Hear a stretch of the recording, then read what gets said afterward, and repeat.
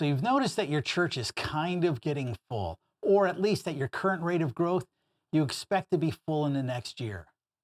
Well, going to two services is a massive opportunity for your church, not just to accommodate growth, but to actually launch growth.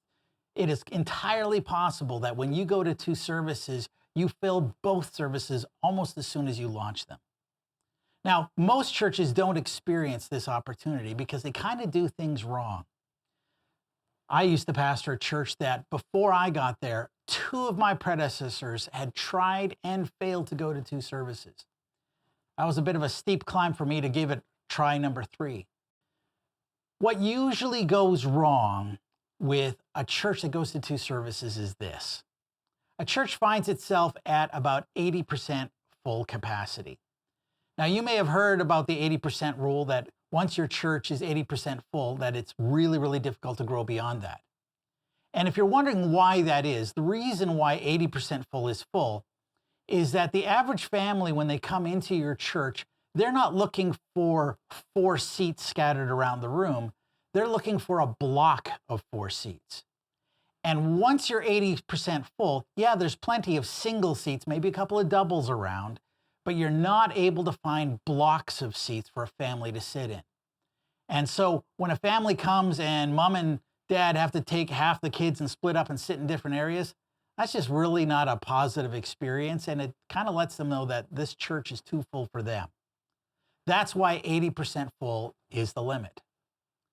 Well, the problem is we get to this church that gets up to 80% full.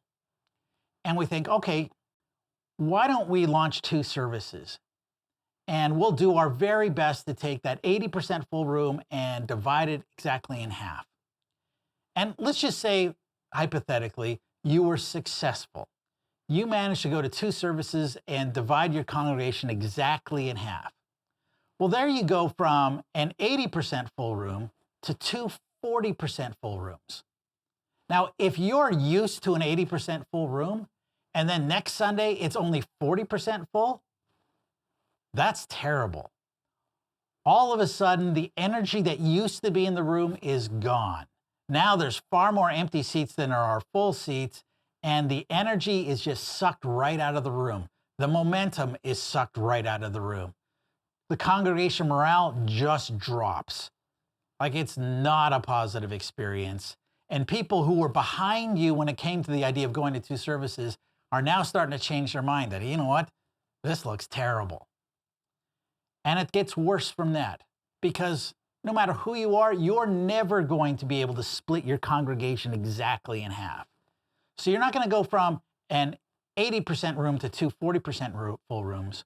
What you're going to go is from an 80% full room to a 50% full room and a 30% full room. And the 50% full room, that's going to be tolerable. But that 30% full room, that is brutal. And the people who are in that 30% full room, sooner or later, they're going to catch wind that the other service is a lot better. And then over the next number of weeks or months, you're going to go from that 50%, 30% split to a 60%, 20% split to a 70%, 10% split. And once you're down to only 10% of people in the room, you're just going to cancel that early service. That story of failure gets played out over and over and over and over again. So what are we going to do instead? Well, what we're going to do instead is we're going to take that 80% full room. And in the summer, before we go to two services, we're going to shift our service time to about 9 or 9:30 in the morning. And what we want to do is we want that 80% of people to become accustomed to coming to that early service. That's where all their friends are. That's where all their connections are. You start this in June. By June, July, and August, you know what? Everybody's comfortable coming to church at 9 in the morning. Then when you launch that new second service, you're going to try to keep as many people as you can in that early service. But when you launch that new second service, and you're going to have maybe a 10% bleed over, what you're going to do is you are going to do the biggest outreach blitz of your community you've ever seen. And we're going to give you sort of the advertising and marketing tools to make sure that in your community, everybody knows that they know that they know that there's something happening new at your church. And in my experience, when we've done this, we've been able to attract 200-300 people, and I've done this more than once, first-time visitors just on that one Sunday. And so from your experience as a pastor, what you're going to see is the day you go to 2 services, you're going to show up for that early service, and the room's going to be probably about 60-70% full. It's going to be a decent room. And it's going to be the congregation that you know and love, just like it was the week before. But when that second service happens, the room is also going to be 60 or 70% full, except you're going to look out into that room and you're not going to know barely any of these people.